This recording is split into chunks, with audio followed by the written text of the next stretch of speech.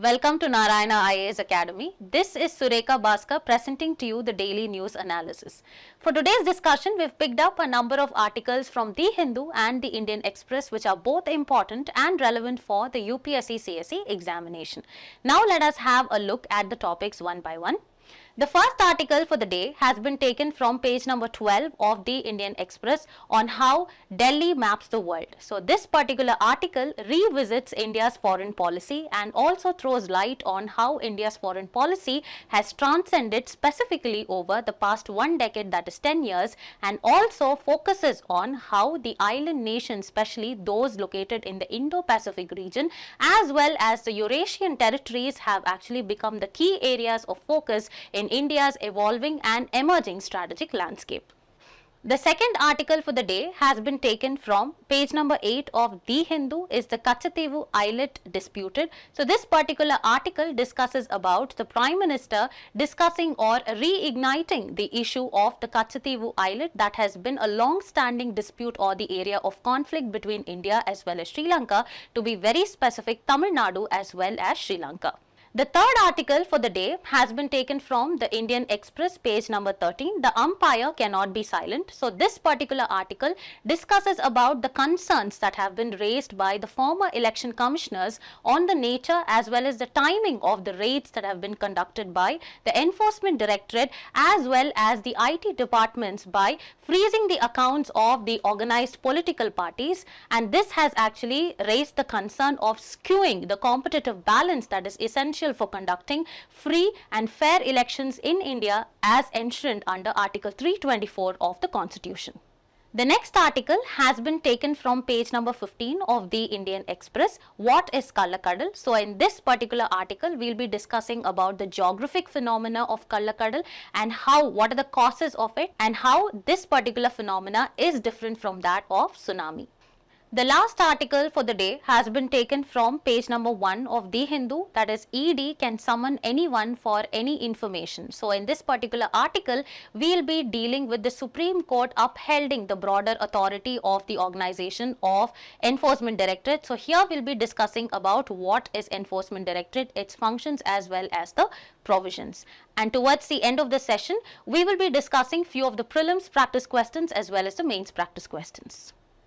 The first article for the day, how Delhi maps the world. So this particular article revisits or it actually talks about India's foreign policy, specifically how India's foreign policy has actually transcended over the past decade, that is the last 10 years. And it also brings to light that how does the island nations that are located in the Indo-Pacific region and the territories in the Eurasian region have actually become the key areas of focus in India's evolving or emerging strategic landscape. So in this particular article, we'll be discussing about India's evolving geopolitics as well as India's foreign policy, and this topic can actually be mapped to current events of national and international importance for the prelims, and for the mains examination it can be mapped to GS paper 2 international relations. So moving forward, there has been a previous year question in the year 2016 that was asked on the Trans-Pacific Partnership. So these kind of partnerships and what influences or implications that these or the decisions that are taken in these organizations will actually have on India becomes very, very important for your prelims as well as the mains examination. So moving forward, let us actually understand what this entire article is talking about. Okay. So, in the recent times, that is, if you revisit India's foreign policy and see how it has actually transcended over the years, we can actually find out, or it has been observed, that the island nations, that is those that are located in the Indo-Pacific region as well as the territories in the Eurasia region, have emerged as key focus areas for India in India's evolving strategic landscape. So, moving forward, now let us actually understand what is this construct of regions in politics and how it actually originated. Okay, so this particular concept of geographical regions, they are not static. Okay, so they actually keep changing as per different dimensions, like whether it can be polity, it can be the ideology, or it can be the economic situation of the particular country. So let us actually understand what it's about. So geographical regions are not static, they are continuously redefined and defined by polity. It can be by the economy of the region, nations as well as the ideology, whether they are a democracy or whether they are a socialist, ideology, or whether they are communist, etc. So over time, regions can grow or it can contract based on these dimensions only or the shifting circumstances. Historical examples include the idea of South Asia came as such, Southeast Asia came as such, and East Asia concept had actually, it was politically constructed, and Asia Pacific, and all these regions were actually constructed politically. And also the recent nomenclature that is actually being used is Indo-Pacific. Okay, so the term Indo-Pacific represents the most recent evolution in regional nomenclature. So moving on, let us actually understand what is the rising significance of island nations in India's strategic calculus. That is, how important are these island nations for India in its shifting geopolitical strategy and the global south agenda. So we need to understand that islands and regions, specifically those that are actually distributed from South Asia to the coast of Africa, that is, this entire region actually constitutes the Indo-Pacific region. They are increasingly becoming central to India's strategic plans, and this actually highlights India's shifting geopolitics. Okay, for example, if we see, India has actually invested a lot, or it has actually shifted its engagement or focus on Maldives, and this is because of the maritime competition that is actually rendered to India by China. And moving forward, we have also engaged with the resource-endowed Papua New Guinea in the Pacific. And moving forward, if we actually see the other examples, India has also been developing infrastructure in the Kallakkadal island, which is actually located in Mauritius. And also there are collaboration with the islands in Australia in the Eastern Indian Ocean, as well as, if you see, India has also been prioritizing its strategic development in the Andaman as well as the Lakshadweep Islands. So moving forward, now let us actually understand the evolution of Indo-Pacific concept in India's foreign policy. That is, how such a concept of Indo-Pacific actually emerged in India's foreign policy. So if you look at this particular map, this area actually constitutes the Indo-Pacific region. This is the Indian Eurasian region. And here, if you actually see at these specifics that are given here, the Indo-Pacific region actually constitutes at least 38 countries across the globe. And then it actually has 44% of the world's surface area, 65% of the world's population, and world GDP, it constitutes 62%. And 46% actually, it accounts for the world's merchandise trade as well as 55% of world's container trade. Okay, so now let us actually understand how significant is this Indo-Pacific region for India. So how did this idea of Indo-Pacific actually emerge? So initially it was actually introduced by Japan's late Prime Minister Mr. Shinzo Abe in 2007, and this concept of the Indo-Pacific actually proposed the strategic conversion of, or the convergence of, the Indian as well as the Pacific Oceans. And this actually received a lot of resistance initially in India, as it was actually perceived as the US strategy in order to draw India into a coalition against China. That is, initially they thought that this Indo-Pacific will actually not be very fruitful for India, because it is the US strategy in order to attract India in its aim to counter China. However, if you see, this particular idea gradually gained traction. And when did India actually adopt this Indo-Pacific strategy? Is that it wasn't until 2018, after a series of military confrontations with China and a strengthening alliance with the United States, that India had officially embraced this Indo-Pacific framework. That is only after 2018, after a number of encounters that India actually had with that of the Chinese military, as well as the threats that were actually posed by China in the towards the maritime security. India actually started taking sides towards the United States, and then actually acknowledged Indo-Pacific as the strategy. Okay, so post 2018, that was actually the situation. So today, if you see, the Indo-Pacific concept is actually firmly integrated into Indian strategic dialogue, because you will actually often hear it in news and any kind of foreign policy, or the provisions that actually the Indian External Affairs Ministry actually releases, you will actually find this Indian strategic dialogue, or the Indo-Pacific dialogue will actually be there. And this is supported by Quad. We know that this is an alliance by 4 countries, specifically the Australia, India, Japan, as well as the US, and this actually serves as a key institutional pillar for this particular Indo-Pacific strategy. So moving forward, let us actually understand after acknowledging the importance of the islands, after acknowledging the importance of the Indo-Pacific area, then what was the shift for India? It was nothing but embracing Eurasia in the India's diplomatic strategy. That is, islands are over. Next one, Indo-Pacific was over. Now let us take into consideration this concept of Eurasia and how this actually got its origin. So, the idea of Eurasia, basically, this is actually similar to that of maritime Indo-Pacific, okay? Because Indo-Pacific is a maritime concept. If you know, Indo-Pacific is actually a maritime concept. However, this idea of Eurasia, it is actually similar to that of the maritime Indo-Pacific, but then it is actually land-based, okay? Because it is a continental, vast expanse of area, and this hasn't been talked about much in India's strategy. However, in the recent past, okay, recently it has become an important term in the diplomatic language or the nomenclature.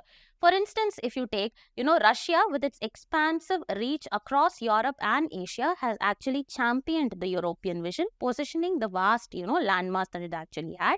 And after that, there was actually the establishment of the SCO, that is the Shanghai Cooperation Organization, which was founded by Russia and China. This stands as an evidence to this Eurasian ideology. So moving forward, let us actually understand whether India has recognized it or not. So India recognizing its interest in Asia, its historical connections that India actually had with that of Russia, and the pursuit in the changing multipolar global order, it also, engaged with the SCO, culminating in the full membership that it actually got in the year 2017. However, if you see, India's Eurasian focus has evolved specifically due to the escalating tensions that actually China actually posed to India's interest, the intensifying Russia-West standoff. That is one major reason was that it is due to the tensions that were caused by China. The next one, you can actually see the distancing of Russia from the United States. And this actually extending its interest beyond Asia to encompass Europe at Eurasia's western extremity. Now let us actually understand how are India-European relationship, okay? So if you notice that we have actually discussed about how important are the islands for India's, geopolitical shift, how important is the area of Indo-Pacific for India's, emerging geopolitics. Next, we've discussed about how is this area of Eurasia, which is actually synonymous to that of maritime Indo-Pacific, but it is a landmass, how this is actually significant. Next, let's actually talk about what is the shifting geopolitics that India actually shares with that of Europe, okay? So if you see here, Europe has actually become of late a priority region for India, and this has actually been, evident from the frequent visit of both the prime ministers as well as the external affairs ministers. So you can see this can be seen from the 27 visits to Europe in the past 10 years, hosting 37 European leaders in India, and also there has been engagement of the external affairs ministers from both the sides, that is the European nations as well as the India. This has deepened and broadened the engagement between Europe as well as the Indian nations. So moving forward, now let us actually understand, apart from these geopolitical as well as, the other strategic interests that, each of them actually share or India specifically shares, let us understand what is the situation of trade, whether it is with an agreement or without, okay? So India actually does not have any kind of a free trade agreement with that of the European Union, but even without the free trade agreement with the European Union, trade relations between India and Europe has actually been seen as a positive trend. And this actually, it is actually seen from the exchange of goods. There are a lot of investments as well as technological advancements, and personnel is on the rise. And Europe, this is very important. Europe actually ranks as India's second largest trading partner and third most important export market. And furthermore, if you see, India has actually finalized a free trade deal with EFTA, that is the European Free Trade Agreement, enhancing economic ties with countries like Iceland, Norway, Switzerland, as well as Liechtenstein, which are small yet influential countries for India. Now moving forward, let us actually see, has South Asia been significant, or is the significance or the relevance of South Asia being diminished, okay? So we actually saw that island nations are actually on the, increased focus. Then we actually saw that Indo-Pacific actually had increased focus. Then we actually saw the area of Eurasia was having increased focus. And also we actually saw the kind of, even without any kind of free trade agreement, how trade has actually been a binding, factor in enhancing the relation that India actually shares with that of Europe. And now we will actually see how significant is South Asia for India. Okay, so now let us see. India's expansive regional engagement has actually resulted in a diminished emphasis on South Asia. Okay, so if you actually see the body or the organization of SAARC, that is South Asian Association for Regional Cooperation, that has led India to prioritize more localized. That is, this entire organization has actually failed, and the failure of SAARC has led India in order to prioritize more on localized cooperation initiatives with the individual countries who are actually, or the individual members who were a part of SAARC. Okay. And meanwhile, Pakistan, that is one of the members of SAARC, is seeking closer economic ties with China through projects like the CPEC, that is the economic corridor, and is also looking to Gulf nations like UAE as well as Saudi Arabia for any kind of financial assistance.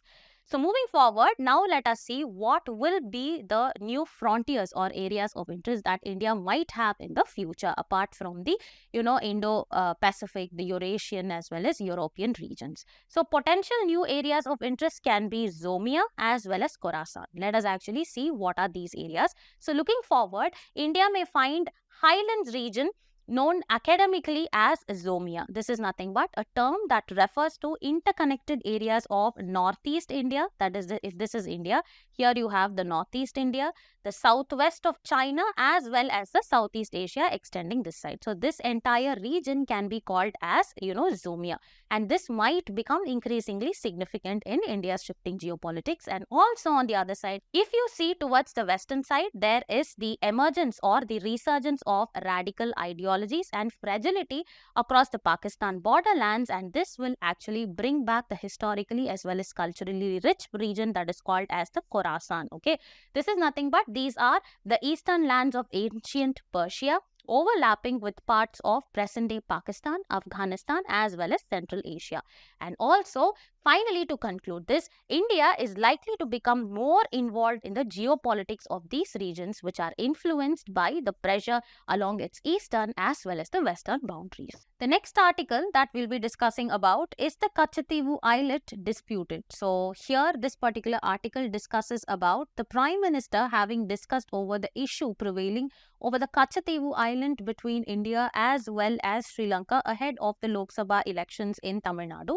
So now let us actually discuss about the Katchatheevu Islands as well as the India-Sri Lanka relations, because this article is actually political in nature. So our takeaway from this particular article should be UPSC oriented. That is, what is this Katchatheevu Island, and we'll look into the brief of how the conflict has actually emerged between India as well as Sri Lanka, particularly the state of Tamil Nadu. And we can actually map this particular topic to mains GS paper 2 under India and its neighborhood relations. Okay. So moving forward, we actually have a previous year question that has been asked in the mains examination in 2022 with respect to the India-Sri Lanka relations. So India's relations with that of its neighbors, especially with its immediate neighbors, that is the, India, Bhutan, China, Pakistan, Bangladesh, as well as Sri Lanka, are very, very important. And then comes the shared economic ties between India and its extended neighbors and so on. Okay. So moving on, let us understand what this particular article is discussing about. So the Prime Minister had discussed the issue that has been, pertaining over this Katchatheevu island ahead of the Lok Sabha polls in Tamil Nadu. So here, let us actually understand what is this Katchatheevu island. Okay. So if you look at this particular map, it is actually located in this Park Strait between, India as well as Sri Lanka. So let us actually read about it. So Katchatheevu Island is an uninhabited island which is located in the narrow Park Strait that lies between India as well as Sri Lanka. Okay, so these facts are very, very important for your prelims examination. And Katchatheevu is actually not suited for any kind of permanent settlement as there is no proper source of drinking water on this particular island. And if you see the location, it actually lies northeast of Rameshwaram, about 33 kilometers from the Indian coast, and it was formed in the 14th century due to a volcanic eruption. And also this island holds cultural significance, especially for the fishing communities of Tamil Nadu, which is in India, as well as the northern province of Sri Lanka. Okay, so this particular island is of immense significance for both Tamil Nadu as well as the Sri Lanka northern province. Okay. Now let us understand what is this particular issue over the Katchatheevu island and when did it originate and how it stands unresolved till date. So pre-independence, if you actually see, this particular island of Katchatheevu was jointly administered by the British India as well as Ceylon. Okay. Suppose that around the period of 1974 as well as 1976, due to immense protest by the Tamil parties, what happened? Katchatheevu was actually ceded off and it was given by India to Sri Lanka by the maritime agreements. And after that, what happens is in 1976 there were other supplementary agreements according to which there is no fishing that was allowed for the Tamil fishing community around the Katchatheevu island, and only it can be used for the resting as well as the fishing purposes. And this was actually revived and revisited by the then Chief Minister of Tamil Nadu in the year 1991, Miss J. Jayalalitha, and she actually brought the issue or revived it back, actually asking the retrieval of this particular Katchatheevu and giving the rights for the fishing communities around that particular region. And however, there has been an extended issue or a conflict over this particular Katchatheevu island over a period of time, to which the Indian government, when the issue actually raised in the parliament, actually said that it is still a part of Sri Lanka. Okay, so now let us actually see the chronology of events that are actually taking place. So pre-independence, if you see, Katchatheevu was jointly administered by British India as well as Ceylon. And during the period of 1974 and 1976, India had actually signed maritime boundary agreement ceding this Katchatheevu to Sri Lanka amid the protests from the Tamil parties. And following that, in 1976, there were various supplemental agreements that actually restricted Indian fishing communities from fishing around the Katchatheevu island, thereby only allowing for the purpose of resting as well as the festivals. Okay. And in 1991, the then CM of Tamil Nadu, Selvi J. Jayalalitha, she actually revived this issue and demanded the retrieval as well as the perpetual lease of this particular island.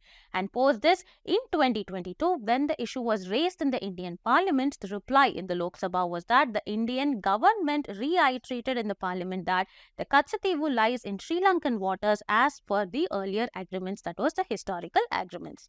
Now moving forward, what is important for us is also to discuss the key areas of cooperation between India and Sri Lanka and how has the relationship evolved over the years, that is from pre-independence till the contemporary period is very, very important. So if you look at India-Sri Lanka ties, a brief overview, let us look at the pre-independence relations. Okay, so Ramayana, that is the epic, it actually mentions the rescue of Sita from Lanka, thereby establishing the ancient cultural ties that India as well as Sri Lanka shares.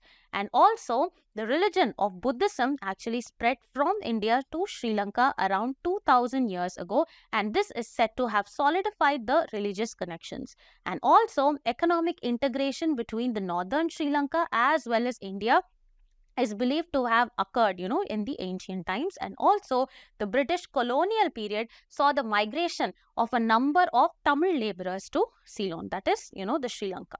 Moving on, if you see the post-independence relations, India as well as Ceylon gained independence in the year 1947. That is, India got its independence in 47, and following that, Ceylon, that is Sri Lanka, got its independence in the year 1948 respectively. And after that, there was a pact that was signed in the year 1964, which was called as the Shastri Sirimavo Pact. Okay. And this addressed the status of Indian Tamils in the Ceylon. And as such, see, it is very important for us to know what is the kind of, the turmoil that the Sinhalese as well as the Tamil Idam people actually had, and what was the war and because of which India had to intervene. All this history that we need to definitely know.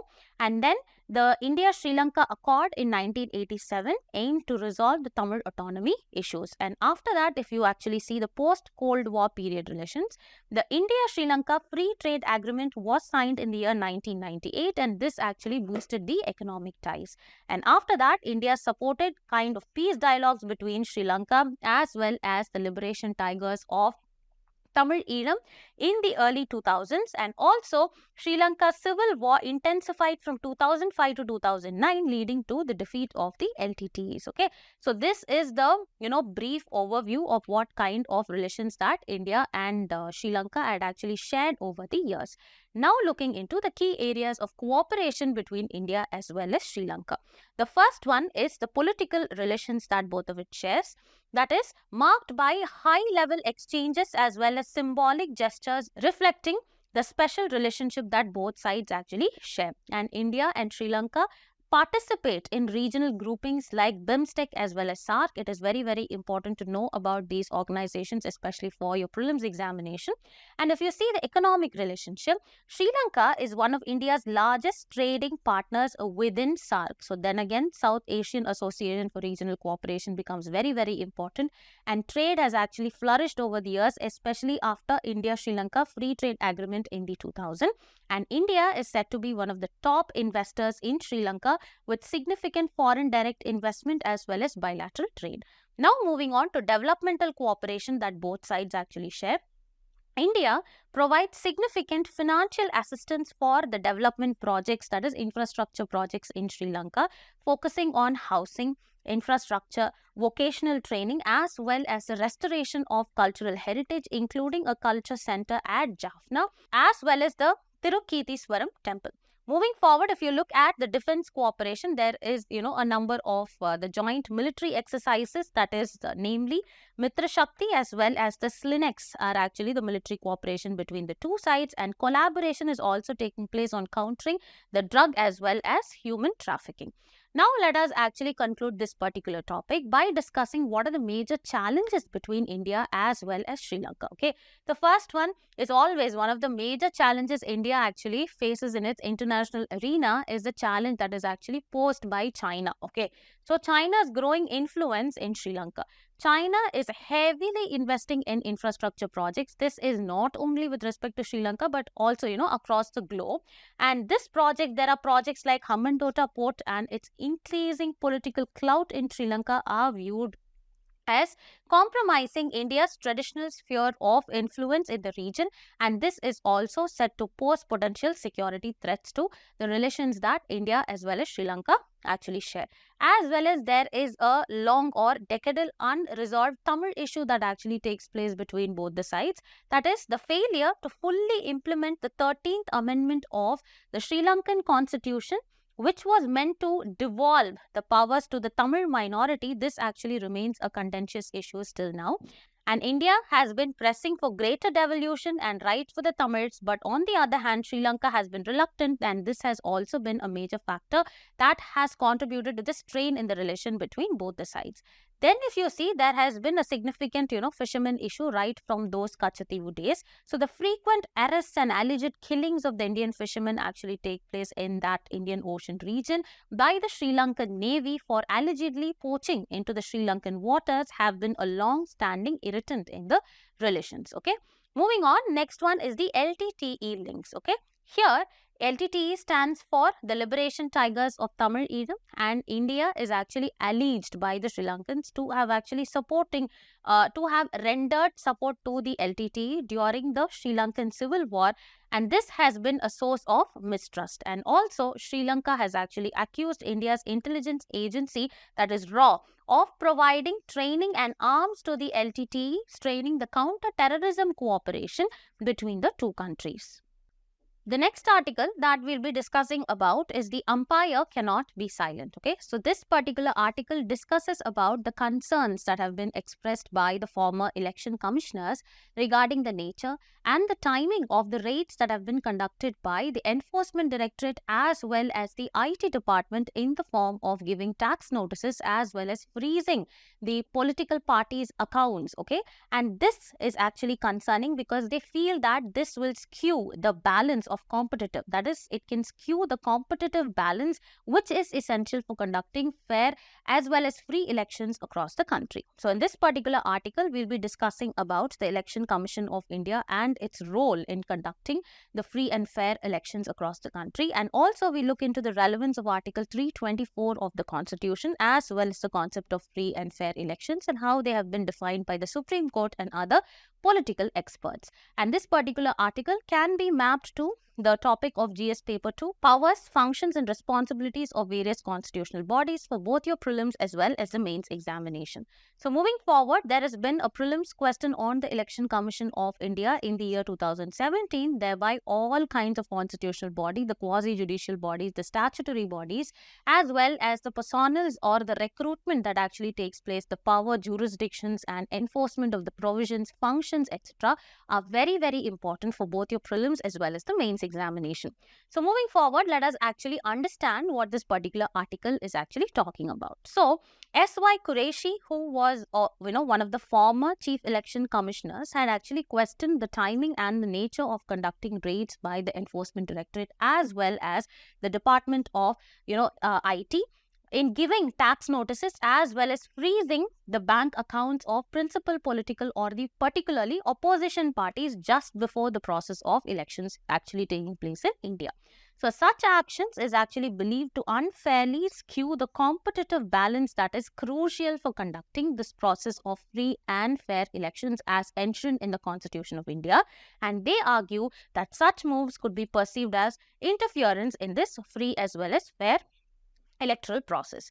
So moving forward, let us actually understand what is this particular concept of free and fair electoral process. So according to Robert Dahl, who is actually a political theorist, an American professor, he defines a free and fair election is nothing but it is characterized by a relative absence of coercion. This is the first point, that there has to be no coercion or any kind of agitation or fraud, and it encompasses the presence of political liberties as well as equitable procedures in the lead up to voting, an impartial tally of eligible voters, this is very important, who participate, and the universal acknowledgement of this entire process of election as well as its outcome by all the contenders. Okay, so this was actually the definition that was given for free as well as fair elections. And now let us see what does the Supreme Court actually had to say in Indira Gandhi versus Raj Narayan case of 1975. Okay, so the Supreme Court in Indira Gandhi versus the Raj Narayan case in 1975, the Supreme Court had accepted that free and fair elections are a part of a basic feature of the democracy and had actually made the following observations. Okay, so let us actually see. The Supreme Court stated that democracy is actually a part of the basic structure of a constitution, and if you see, the rule of law as well as free and fair elections are also the basic features of democracy. And therefore, democracy also contemplates that elections should be free and fair and the voters should be in a position in order to vote for the candidates who are of their particular choice. Now moving forward, now let us understand how does these actions, that is, giving the notices as well as freezing accounts of the political parties, actually how can that affect the level playing field of the political parties in this election process? This can first cause irreparable damage by throttling the electoral campaign of a particular political party or a particular, leader physically and financially. Okay, it can be both physical as well as financial. And also, extensive media coverage of such actions such as the arrest as well as freezing of accounts is perceived to overshadow the political messaging and the campaign efforts of the targeted parties. And also, such actions, if perceived to be politically motivated concerning the precedent for the future elections, that is, it can hamper the peaceful process of free and fair elections across the country, and also it can tamper India's image on a global stage. As such, if you talk about the corruption perception index as well as the press freedom index, already our name is actually been tampered on the global stage. So this can also possibly tamper India's image on a global stage. And also, to actually correct this, what can the Election Commission of India do? Okay, so Election Commission can step in and ask the Enforcement Directorate as well as the IT departments in order to act impartially during the election, as this is the mandate of free and fair elections that should be conducted, and it's the responsibility of the Election Commission as enshrined in Article 324 of the Constitution. And also ECI can, that is the Election Commission of India, can ask the Enforcement Directorate in order to postpone the proceedings until the elections are complete. The next article that we'll be discussing about is what is Kallakkadal, which has flooded houses in Kerala's coastal areas. So this particular article talks about a geographical phenomenon that is named as Kallakkadal, which is nothing but a portmanteau of two Malayalam words, that is Kallan, which means thief, as well as Kadal, which means sea. And this actually signifies the sea that arrives as a thief. Okay, so this is actually a geographical phenomena that is found in the western coast of India, predominantly during the pre-monsoon season, that is somewhere between April and May. And now let us understand what is this geographical phenomena and how it is actually different from that of tsunami. Okay, so moving forward, in this particular article, we'll be discussing about this Kallakkadal, as well as it can be asked as a term in use in your examination, and we can map this particular topic to physical geography of India and the world, especially for your prelims examination. So moving forward, if you look at the PYQ, there was a PYQ on the 2004 tsunami, and here, the topic of disaster management and any kind of geophysical phenomena as well as its impact and India's measure in order to cure the same is very, very important for both your prelims as well as the mains examination. Now let us actually understand what this particular article is discussing about. So recently, hundreds of houses in Kerala's coastal areas, including Alappuzha, Kollam as well as Thiruvananthapuram, have been flooded due to the high sea waves known as the swell waves. Okay, so for the past 1 week, this incidents had actually been taking place in the coastal districts of Kerala. So now let us actually get into the understanding of this particular geographical phenomenon of Kallakkadal. Okay, so Kallakkadal is actually a term which is used to describe the coastal flooding that has been caused by swell waves in Kerala's coastal areas, especially during the pre-monsoon season, that is somewhere between the months of April as well as May. And the term actually combines two Malayalam words, that is Kallan, which especially, signifies thief, as well as Kadal, meaning sea.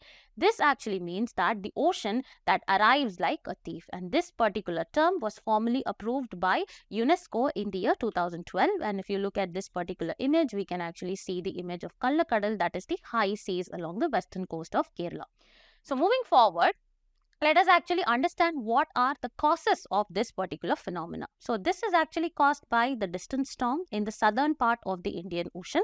This essentially leads to creation of ocean swells. That is, any kind of a distant storm in the southern part of the Indian Ocean is actually causing this phenomenon of swelling of the oceans. Okay, so the ocean swells, they actually occur not due to any kind of local winds, but it is actually due to distant storms such as the hurricanes or even long periods of fierce gale winds. Okay, so here it is actually important for us to understand what is gale wind, what is hurricane, and what are the different names that are actually given for these tropical cyclones, okay, as well as temperate cyclones across the globe. And during such storms, huge energy transfer actually takes place from the air into the water, and this actually leads to the formation of very, very high waves. And such waves can travel thousands of kilometers from the storm center until they actually strike the shore or the coast.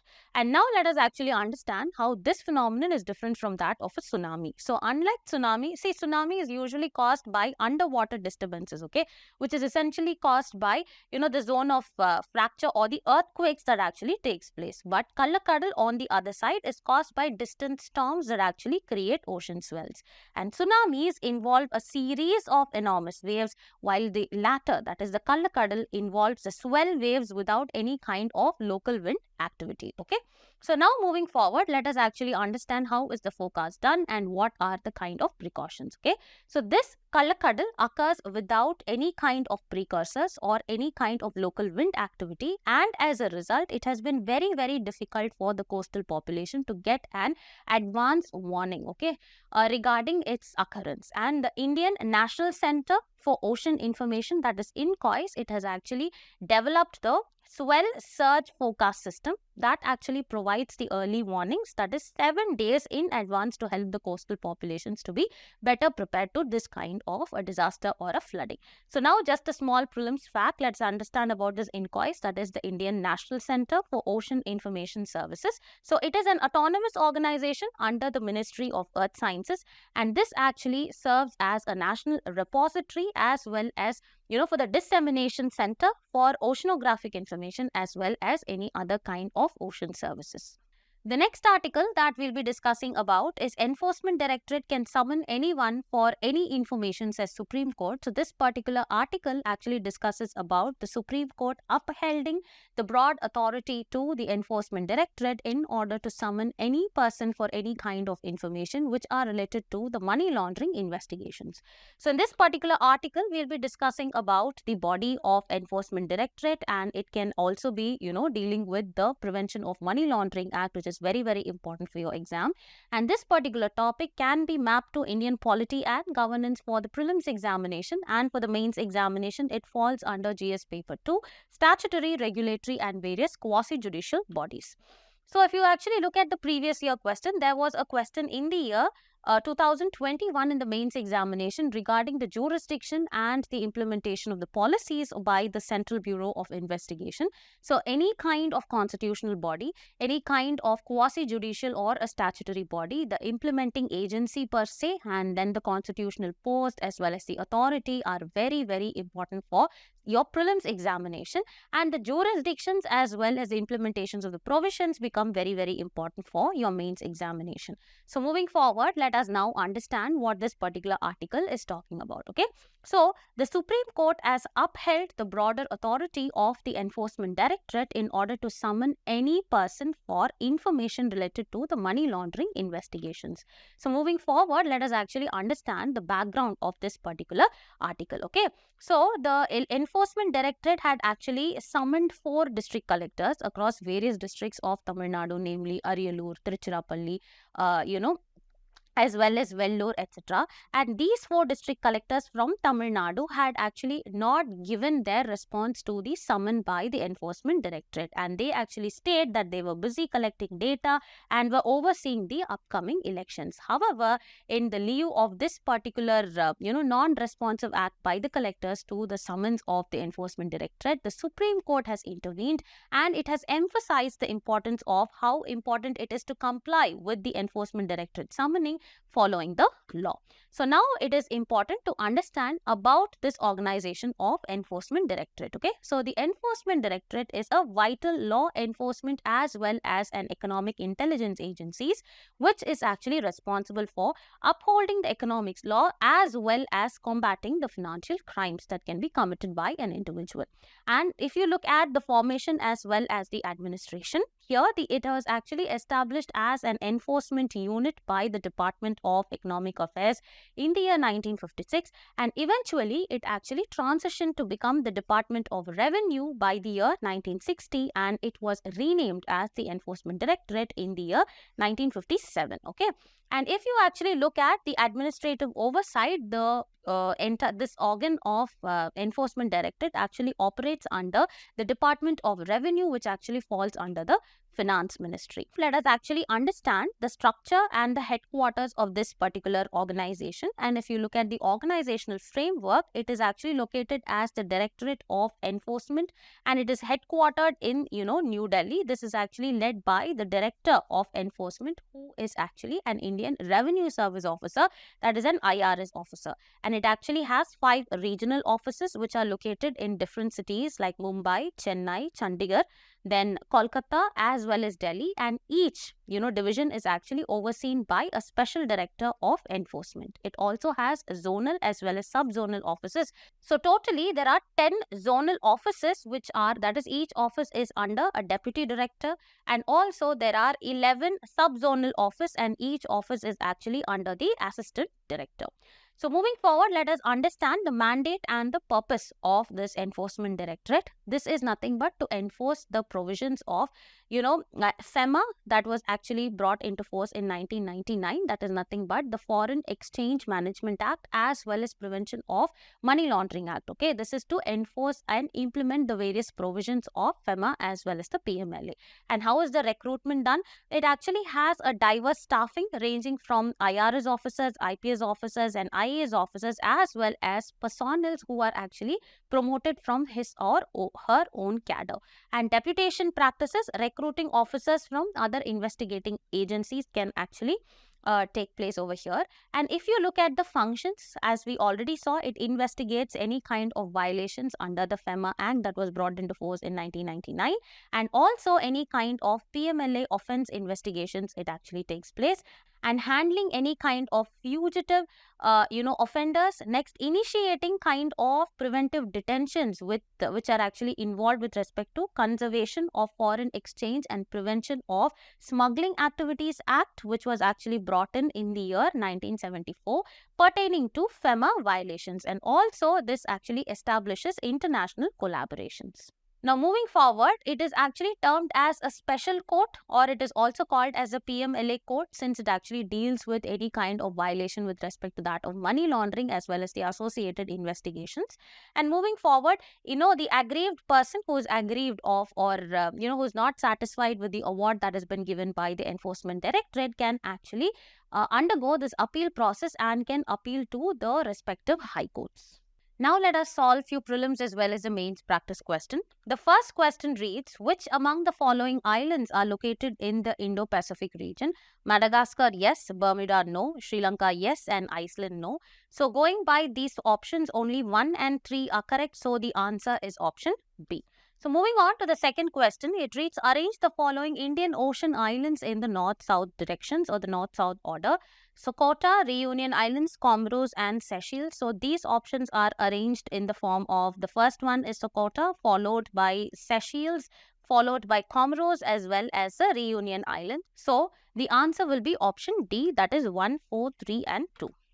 So moving forward, the third question reads, consider the following statements about the Election Commission of India. So the Election Commission of India is not responsible for the conduct of elections to the offices of Panchayat as well as municipalities in the states. This is correct. And the service conditions of the Chief Election Commissioner can be varied after his appointment. No, this is wrong. The Election Commission functions under the superintendence, direction and control of the President of India. This is also wrong. So since only statement 1 is actually correct, which of the following given above are actually correct? So here the answer is option A. So moving on, the fourth question actually reads, consider the following statements regarding the Kallakkadal and choose the correct options. This refers to the coastal flooding caused by distant storms leading to ocean swells. This is actually correct. The term has been formally recognized by the UNESCO in 2012. This is also correct. Since both the statements are correct, the answer will be option C, both 1 and 2. So moving forward, let us actually solve the fifth prelims questions with reference to the Enforcement Directorate, that is the ED in India. Consider the following statements. It is an investigative agency that probes the financial crimes. This is correct. So the Directorate of Enforcement is headquartered in Mumbai. No, this is wrong. And the ED operates under the Ministry of Home Affairs. This is also wrong. So since only statement 1 is actually correct, here the answer will be option 1, that is A. Now let us solve the mains practice question. The question reads, examine the significance of the Katchatheevu island in the context of India-Sri Lanka relations and assess the implications of the maritime boundary agreements for the fishermen communities in Tamil Nadu. Suggest the measures to ameliorate the fishermen's issues while maintaining robust bilateral ties. And this is actually a 250 words and 15 marks question. So the approach answer to this particular question can be divided into the introduction, body as well as the conclusion. So in the introduction, let us actually introduce the concept or the location of Katchatheevu Island as a focal point in the India-Sri Lanka ties or the relations.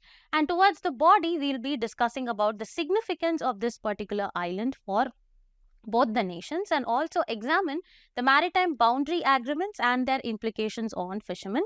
Moving forward, we will actually review the efforts by both the governments in order to resolve the fishermen issues as well as the complexities in balancing the national sovereignty with the livelihood rights. And moving on towards the conclusion, we will actually conclude by suggesting a multifaceted approach that includes diplomatic negotiations, legal frameworks as well as cooperative mechanisms in order to ensure ensure the rights and livelihoods of fishermen that are protected, thereby strengthening the ties of India-Sri Lanka relations. So with this, we have actually come to the end of the daily news analysis discussion. For further and regular updates, please do like, share and subscribe to Narayana IAS Academy YouTube channel. Thank you.